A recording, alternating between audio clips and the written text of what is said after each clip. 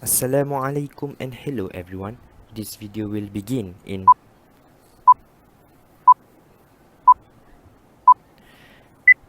Unemployment has been an issue since 1927 after the Second World War with the expansion of the welfare state. However, this issue has been one of the most famous economic issues worldwide. So, how does unemployment actually occur in a nation? This is due to several obstacles that need to be climbed among unemployed persons. The first obstacle is drug and alcohol addiction experienced by youth, which leads to corruption, as from the data stated that 19.7 thousand males in Malaysia recorded drug offence compared to 5,974 females.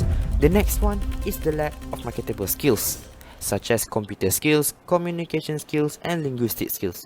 From New Straits Times newspaper, 3 out of 5 people in Malaysia struggle to acquire marketable skills. Thirdly, physical and intellectual, which will limit the amount of labour force among these disabilities people. And lastly, long-term welfare dependency, where an individual depends more on others' income rather than looking for a job. Now, let's move on with the economic concept related to our topic. Overall, we have 4 economic concepts, which are positive statements, choices and opportunity cost, microeconomics, and cyclical unemployment. For positive statements, there are 2 examples of positive statements that can be testable, which is shown on the screen. We move on to the next economic concept, which is choices and opportunity cost. So nowadays, young people have many choices in their life that are to open their own business or find a job that is not related to their academics. So in 2022, people tend to open their own business, and the opportunity cost here is to find a job that is not related to their academics background. The third economic concept is microeconomics. What is microeconomics? Microeconomics is the study of the individual units in an economy, such as the decisions of individual firms and households. For example, is relating to the household sector, whereby unemployment leads to lower income for the household sector due to low quantity production of goods. By this, employers need to lay off and dismiss their workers, and this will definitely result in low income for the household sector. Lastly, is cyclical unemployment, which means firms can't hire new employees due to the downfall of economic growth. The next agenda for today's video is the solution that our group has proposed in order to cater the problem or obstacles that we have discussed just now. The first solution that we found is the Ministry of Education of Malaysia needs to uplift the education level in every schools in Malaysia. This solution is proposed by us to cater the second obstacle, which is lack of marketable skills. For me, other than just focusing on academic performance of a student, the education system should also provide skills for the students that could be useful in their life. For example, they should teach the students on the usage of technology among the students from primary school. Let's take an example in one country that have used this method, which is Finland.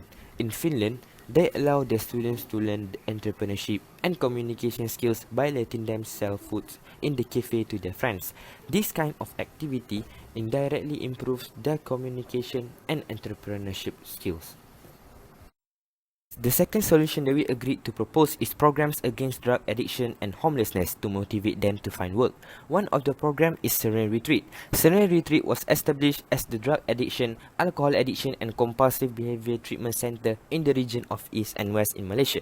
As for the third solution, parents should take part with being more wiser in giving funds to their graduated children. This is proposed to cater the third obstacle, which is long-term welfare dependent. We find in this issue that parent was the one who is playing the main role in this obstacle. We believe if parents take action by cutting their spending to their children, the children will feel uncomfortable living with less in income and will find another initiative such as looking for a job. And we believe that these problems can be solved. Last but not least, society should try to change their perspective with disabilities people and not being prejudiced towards them. This will help them to forgo their life as a normal person and help them to find a job they qualified. This last solution is very deeply touched our soul because this solution can increase the PWD's confidence to find a job and simultaneously convince the employers to look for PWD's people as their workers as they are being treated normally by the society. Many studies have shown us that there is a lot of unemployed person from a disability group. Hence, the government and private sector should play their role in helping these disabilities people because these disabilities people who wants a job is considered as the labor force, and if Malaysia didn't maximize its labor force, the maximum amount of GDP cannot be achieved. So, I think that makes the end of our video today. Thank you everyone for listening. I hope you guys stay employed.